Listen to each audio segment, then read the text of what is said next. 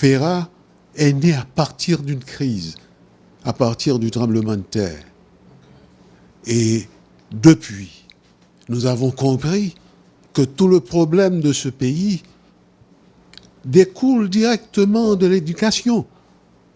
Et c'est pourquoi, après avoir aidé un peu dans la mesure de nos possibilités, nous avons décidé d'avoir la fondation FERA, qui n'est autre chose, qui ne signifie qu'autre chose.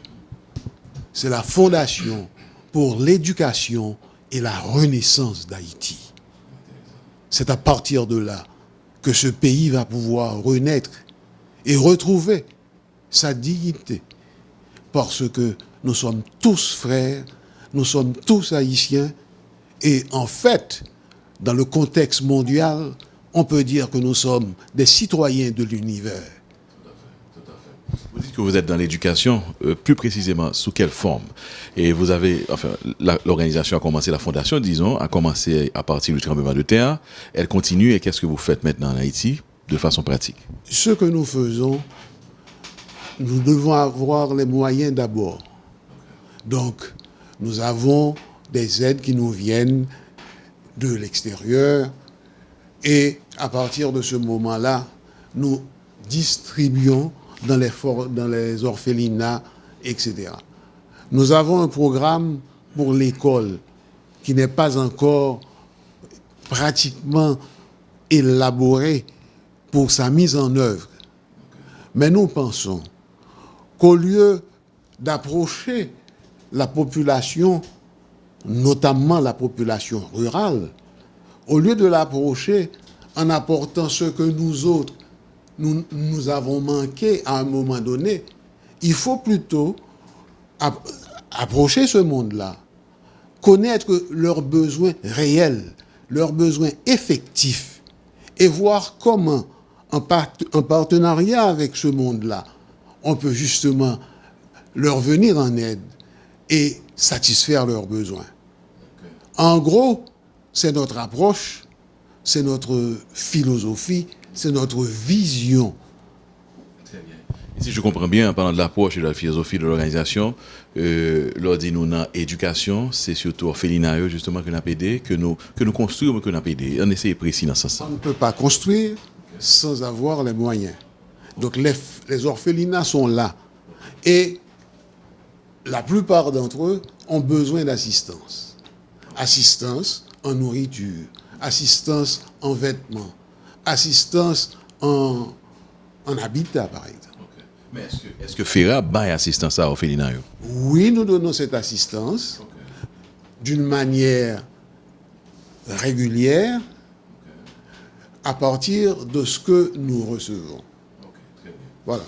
Si je comprends bien, maintenant vous avez mentionné plusieurs fois que ce sont les dons. Donc, c'est une organisation qui marchait selon certainement des dons, des donateurs. Il y a les donateurs, mais nous autres, de notre côté, nous faisons un effort aussi pour donner un peu de nous-mêmes. Il faut s'aider pour que le ciel nous aide.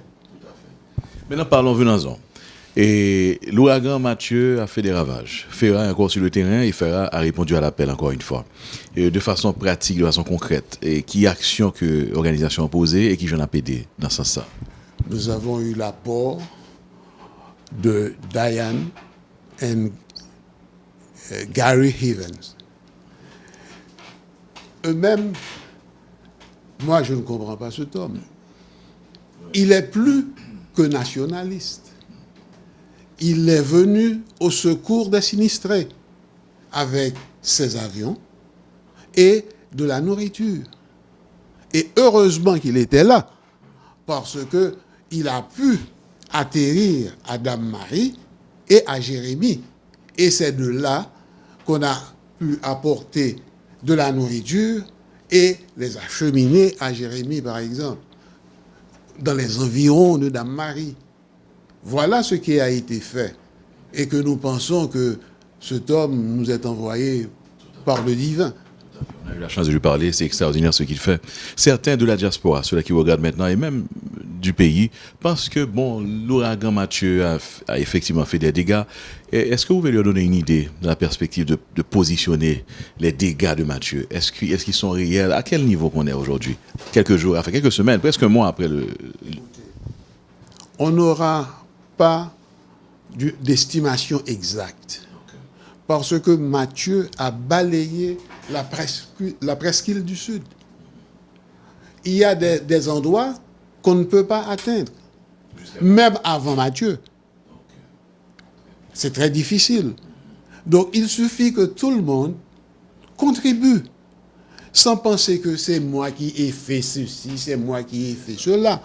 Il faut que tout le monde, parce qu'on n'aura jamais assez de bras pour assister ce monde-là. Parce que Mathieu est passé, c'est un fait. Les gens ont faim, ils ont besoin de manger.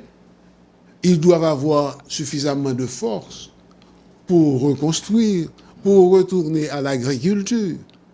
Donc ces choses-là, il faut se mettre ensemble pour les réaliser. Tout le monde voit, on a des yeux pour voir. Mais quand on veut se voir, on est obligé d'aller dans un miroir. Vous comprenez ce que cela veut dire? Donc moi j'entends tout le monde, j'entends les critiques, on dit ceci, on dit cela, cela m'importe peu. Ce qu'il faut, c'est de mettre la main à la pâte et ensemble. C'est tout ce que je crois que si j'ai un conseil ou un mot à donner, c'est ce que je dis. Mettons-nous ensemble. L'union fait la force. Et c'est pourquoi notre devise, c'est ensemble, nous pouvons travailler au bonheur de ce pays, à sa prospérité. Et nous y croyons.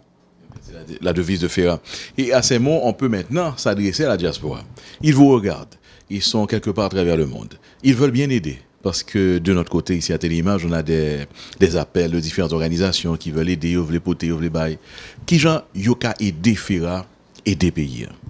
Écoutez, nous avons un website, ok? Nous avons des références. Depuis que nous voulons aider, nous disons, mais ça ne fait, nous ne pouvons pas le poter tête, nous pouvons dire, voyez, ou à juger ou même, à partir de ça, m'a faire, si vous pensez qu'on a fait confiance. Parce que moi-même, je travaille et je travaille pour le bien.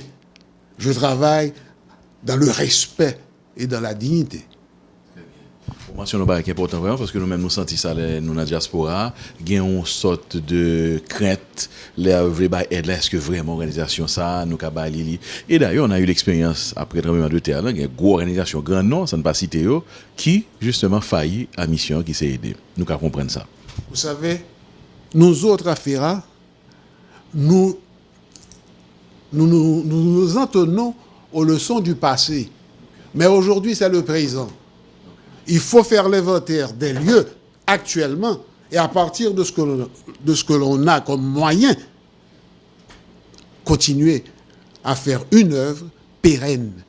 Une œuvre qui, dans 10, 15, 20 ans, aura une proportion extraordinaire si on se met ensemble, si nous travaillons pour le bien commun. C'est tout. Bien dit, sur l'écran, on a l'adresse, le site internet de l'organisation FERA. Vous êtes le président, M. Karl Ferrailleur.